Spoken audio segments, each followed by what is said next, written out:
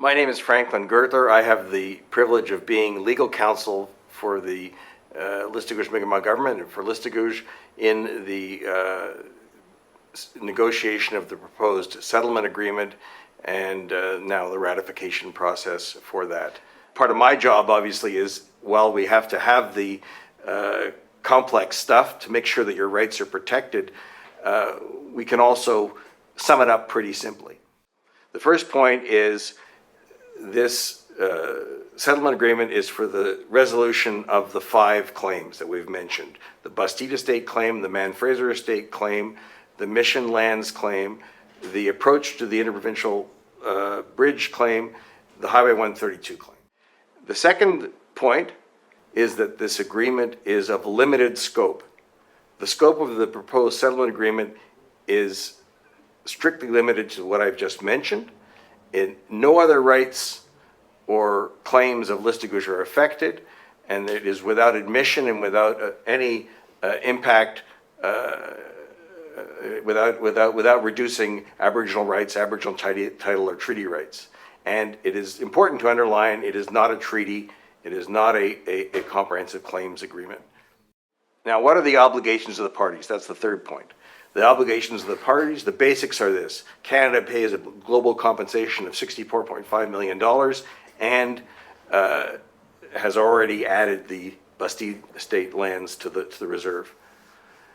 We've had to negotiate hard to say Canada will not take those monies out of monies that they owe you already. And on Listigouche's side, what are the obligations? The obligation is basically to that you only get the money once the agreement is ratified, obviously, in a vote, and that you'll never make the same claims again.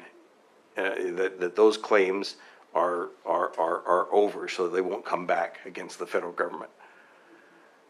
And then we'd have to agree that Canada wouldn't be held responsible for how the monies would be used. But we have special clauses in the agreement which protect other things. For example, we can still go after Quebec for its to force it to pay for permission to use the territory of the reserve on the interprovincial bridge approach. That's specifically preserved in the agreement.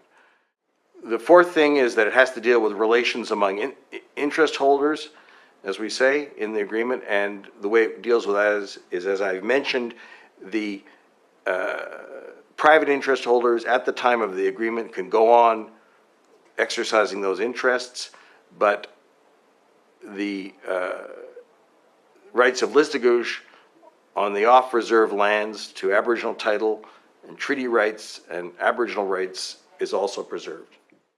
As the fifth point is that the agreement has to be ratified. It's not just by council or by the negotiators. It has to be ratified in a special ratification process which requires a special majority. Well, you might say a supermajority. It's not just whoever gets the most votes, whichever option gets the most votes wins, yes or no. The rule is that to win the vote, you have to have at least 25% plus one of the eligible voters overall have to vote yes, and there have to be more yes votes than no votes.